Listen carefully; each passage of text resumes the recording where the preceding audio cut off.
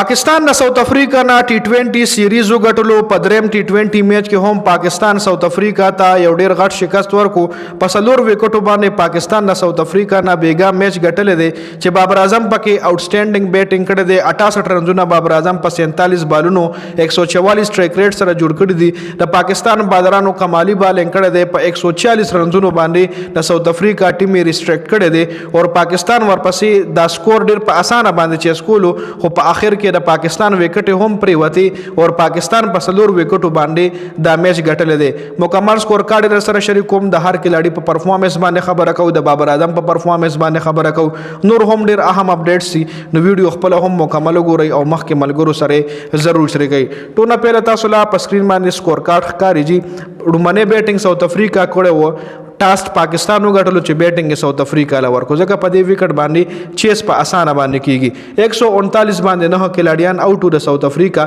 شل اورونه مکمل وخله ډیکاک په 0 شاین افریدي په ډومبنی ور کې 2 وکټ ایشتلې وي چې ډیکاک بولډ کړو جی ریزا هینډریکس 36 بال 34 رنونه جوړ کړی دا غریب اخیره پورې ولاړو خو سکور بیا ایکسیلریټ نکو باور پسې لوانډري په 1 بال 0 پریټوریس سے کم دی دله مکمل او شوی ډیر وخت پس خو دې په ډومبنی بال باندې شاهد افریدي شاهین افریدی اورد کو دیوالډ بریوس 22 بال 21 دا یو ډیر آوټسټینډینګ کلاډي دی خو کلیک شوی نه ځکه پریشر کې و بریټس کې 4 بال 1 فیریرا چې کوم دی دا هم زبردست بیټینګ روان کړو 14 بال 29 رنونه د جوړ کړی دي زبردست طریقې سره لګیو فهیم اشرف بیا په سلوون بال باندې اورد کو جاجلینډ په ډومبنی بال باندې اورد شوی دی کاربن بوست 23 بال 30 سایملین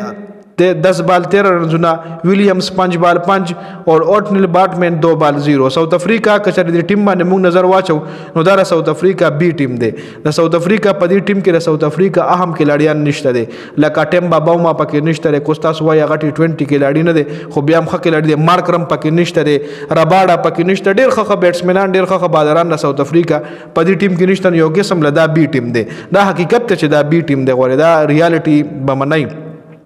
خشاهین افریدی 4 اور 26 درې وکټې خبالنګ سلمان مرزا 4 اور 16 یو وکټه فهیم اشرف 4 اور 28 2 وکټې محمد نواز 3 اور 38 یو وکټه عثمان طارق 4 اور 26 2 وکټې د عثمان طارق دا ډیبیو میچ چې خبالنګ کړه د سایم ایوب 1 اور 5 وکټ یومنا خبالنګ پکې ټولو نه د وکټ لحاظ سره شاهین افریدی کړه دي او د اکانومي لحاظ سره سلمان مرزا کړه دي په جواب کې بیا د پاکستان بیټینګ کومو ګورو پاکستان ورپسې دا سکور په 19 اورونو کې چیس کړه دي 140 ورپسې کړي او شپږ کلاډیان اوټ چونکه س ټایم داسې لګیدا چې بابر اعظم او سلمان علي هغه برا میچ فینش کی خو بیا بابر اعظم موټ شو سلمان علي هغه موټ شو او ورپسې دوه نور کلاډیان موټ شو خاص صاحبزاده فرحان 18 بال 19 سایم ایوب یو ځل بیا په 0 اوټ شوی شپږ بالونه هم ویسٹ کړي دي ورپسې بابر اعظم 47 بال 68 نه چوکې د پاینکس کې شامل دي سلمان علي هغه 26 بال 33 رنونه خاص سټرایک ریټ سره دم بیټینګ کړي دي عثمان خان 7 بال 6 نټ اوټ حسن نواز یو ځل بیا ناکامه 8 بال 5 رنونه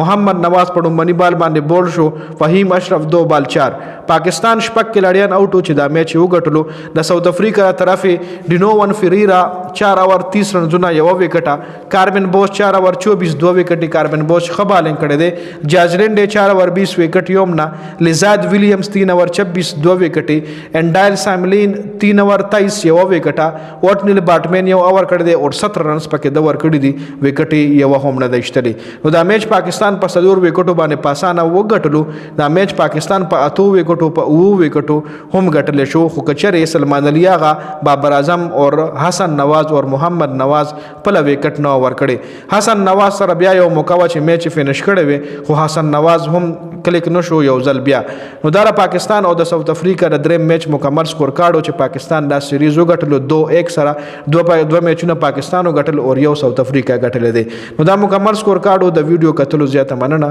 والسلام